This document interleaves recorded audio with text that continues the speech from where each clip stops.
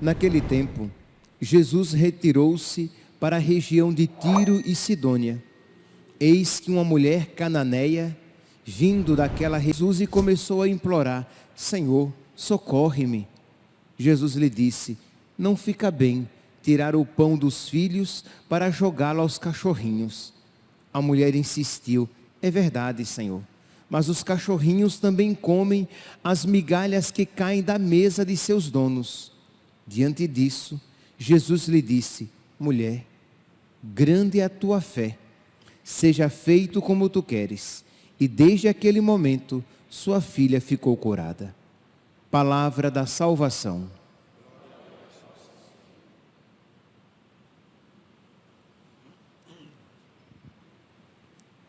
Caríssimos irmãos e irmãs, o Evangelho de hoje, tão conhecido a nós, nos apresenta um exemplo de uma fé que não desiste, uma fé que resiste, uma fé que persevera. Diz aqui que Jesus estava passando por uma região pagã e uma cananeia, uma mulher pagã, movida pelo seu sofrimento, porque com a filha cruelmente atormentada por um demônio, isto é, um sofrimento muito grande pelo qual ela estava passando, diz que ela vai ao encontro de Jesus para suplicar pela sua filha. E a atitude de Jesus, no primeiro momento, nos desconcerta, que diz que ela começa a suplicar pela sua filha, e Jesus nada responde. Imagine, meus irmãos, uma mãe suplicando por uma filha. Se uma pessoa, quando suplica por si mesma, já é digna de misericórdia, um pai que suplica por um filho, uma mãe que suplica por uma filha, é algo que deve enternecer o coração de qualquer pessoa. Mas diz aqui que Jesus, ele silencia. Vindo daquela região, a cananeia, pôs-se a gritar: Senhor, filho de Davi, tem piedade de mim. Minha filha está cruelmente atormentada por um demônio. Mas Jesus não lhe respondeu palavra alguma. Seguiu em frente. E ela continuou. Ela perseverou. Ela fez do seu sofrimento a sua oração. Isso aqui é um ensinamento para todos nós. Ela fez do seu sofrimento a sua oração e perseverou. Continuou gritando: Senhor, filho de Davi, tem piedade de mim. Minha filha está cruelmente atormentada por um demônio. E diz que ela gritava tanto que incomodou os discípulos, que disseram: manda essa mulher embora, Jesus. Manda essa mulher embora. E a resposta de Jesus é: eu fui enviado somente às ovelhas perdidas da casa de Israel. Isto é, com outras palavras eu não tenho nada a ver com isso. Ela é pagã. E eu fui enviado agora, eu fui enviado somente às ovelhas perdidas da casa de Israel. Imagine uma pancada dessa no coração da mulher. Primeiro, Jesus nem responde. Segundo, ele diz: tenho nada a ver com ela. Não tenho nada a ver com ela. Ela é uma pagã. Nós tínhamos até dificuldade de imaginar Nosso Senhor dizendo isso. Mas está aqui. Jesus disse: olha, eu não fui enviado para ela não. Eu fui enviado apenas às ovelhas perdidas da casa de Israel. E seguiu. E disse que a mulher, que tinha tudo para ficar revoltada com aquele mestre de Israel, aparentemente insensível, que a estava rejeitando, que não era acolhedor nos nossos critérios hoje em dia, diz que ela não age dessa maneira. A sua humildade e a sua fé são desconcertantes, ela se dobra diante de nosso Senhor. Diz que ela vai novamente, ela se prostra diante dele e começa a implorar: Senhor, socorre-me. E pela terceira vez, a palavra de nosso Senhor é uma palavra, no mínimo, desconcertante.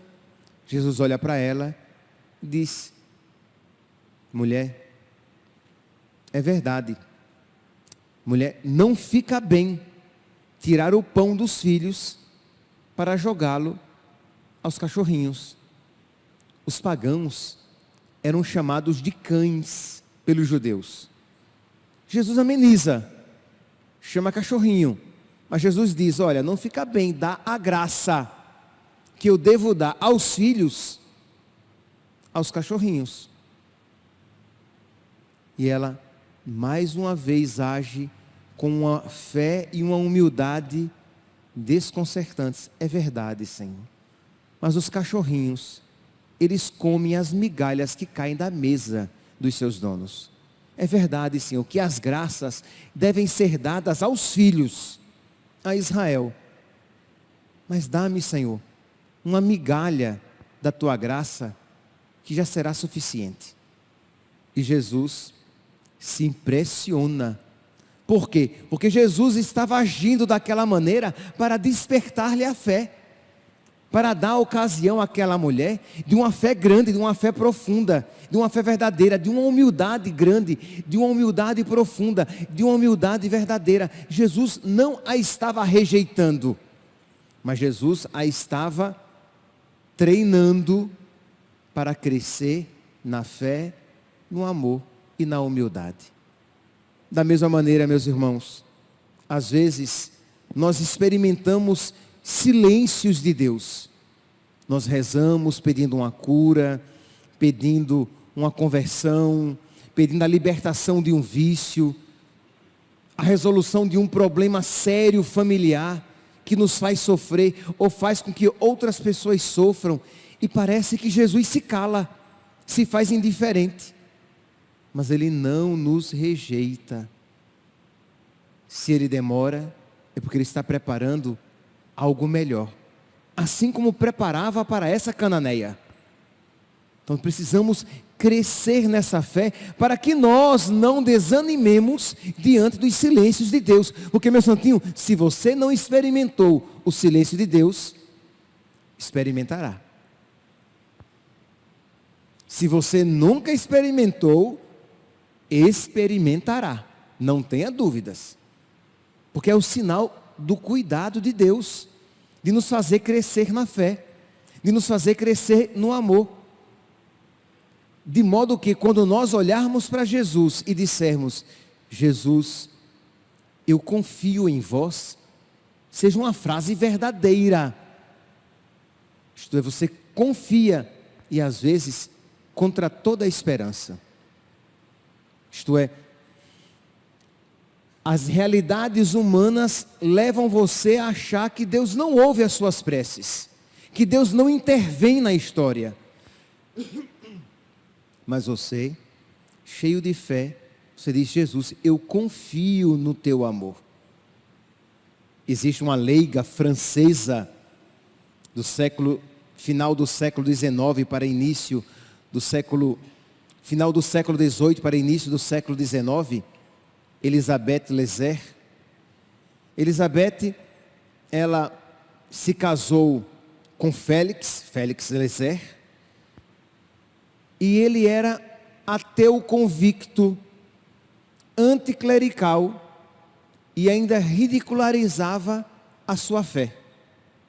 E diz que Elisabeth rezava, ela não entrou em discussões infindáveis com seu marido, mas ela rezava por ele, ela se sacrificava por ele, oferecia penitências por ele. E durante toda a sua vida de oração pelo seu marido Félix, parecia que as suas orações não estavam servindo de nada, porque ele não dava sinal algum de conversão. ela contraiu câncer, e durante aqueles anos de doença, ela ali rezando pelo seu marido, ela é serva de Deus, né? Está em processo de beatificação e canonização. E ela, ali na sua doença, oferecendo as suas dores, os seus sofrimentos, os seus sacrifícios, as suas orações no sofrimento, porque quem aqui já adoeceu sabe como é difícil rezar quando se está doente. Tente rezar com dor de dente, com dor de ouvido, com a dor no espinhaço, nas costelas, nos quartos. Nossa, você só pensa na dor, com azia, queimando o seu estômago, com insônia. Nossa, você acorda cansado. Pois bem, ela com câncer, rezando e oferecendo penitências que ela realizava com câncer, como se o câncer já não fosse uma penitência por si só. Pela conversão do seu marido. E mesmo assim, durante toda aquela doença, assim fazendo, rezando e se penitenciando, o seu marido não dava o mínimo de sinal de conversão, de mudança. E ela perseverou. Alguns meses antes de completar os 25 anos de casada, ele se converteu? Não, ela morreu. Antes de completar 25 anos de casada, ela morreu. E ela não viu o seu marido convertido. Meus santos, existem graças, frutos,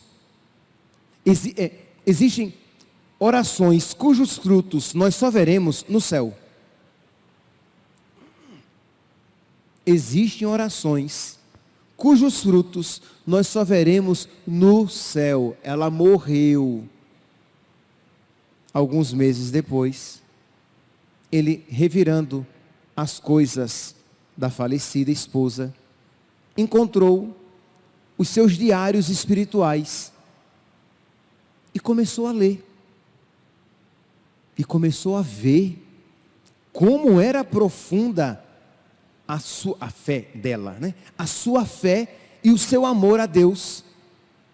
E o quanto ela, por ele, rezava e se penitenciava. E começou o processo da sua conversão. E ele se tornou padre dominicano.